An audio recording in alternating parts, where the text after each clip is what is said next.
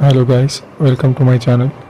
Um, Today I'm here to talk about the new XPULSE 210R and how is it better than the 204V, and whether it is like good to buy the new model or stick with the previous one.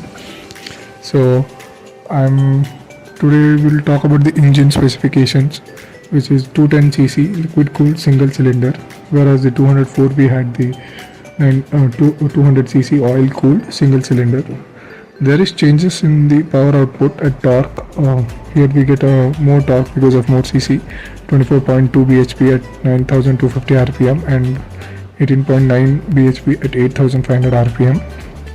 So 20.7 newton meter of torque at 7250 rpm and 17.35 newton meter torque at 6500 rpm.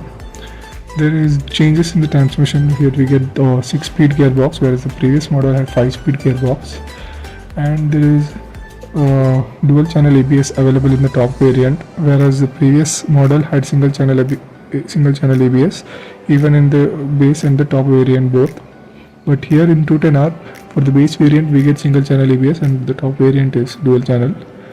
So ABS modes are available: road, off-road, rally.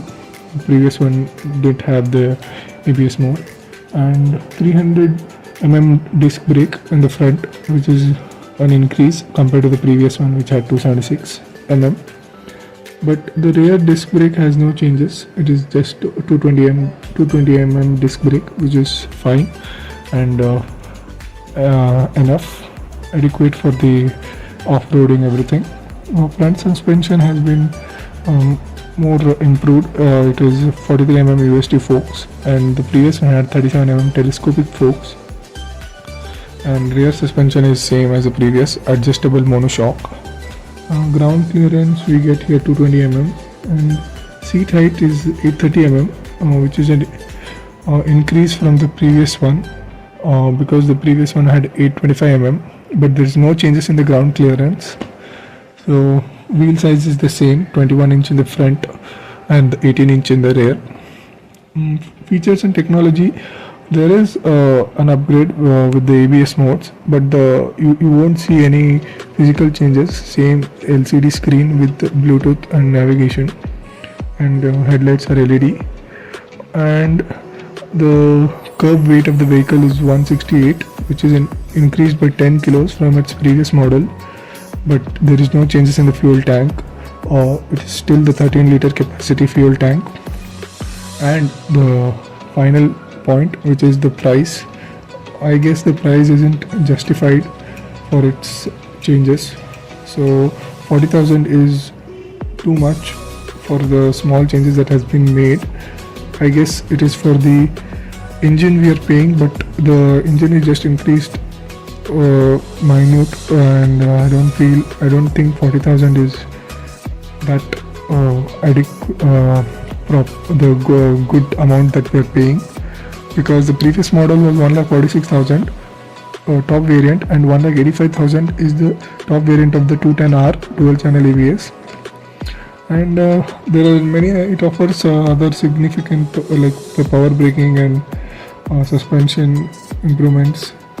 The power has been increased, but I don't think 40,000 is the amount.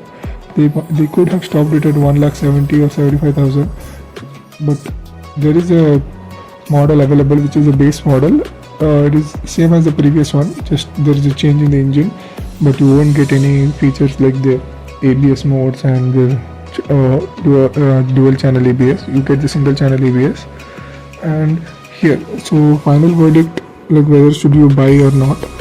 You can buy it, but if you think that the 40,000 amount is not worth it, or you just want the feel of a taller bike because you're tall or something, you can go with the 204V.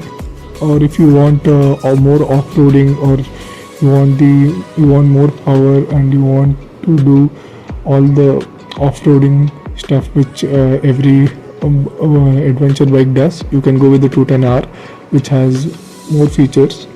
But for any guy who is a student or some guy who is not regular off-roading guy, I would suggest them to go with the 204V instead of spending extra 40,000 on the 210R.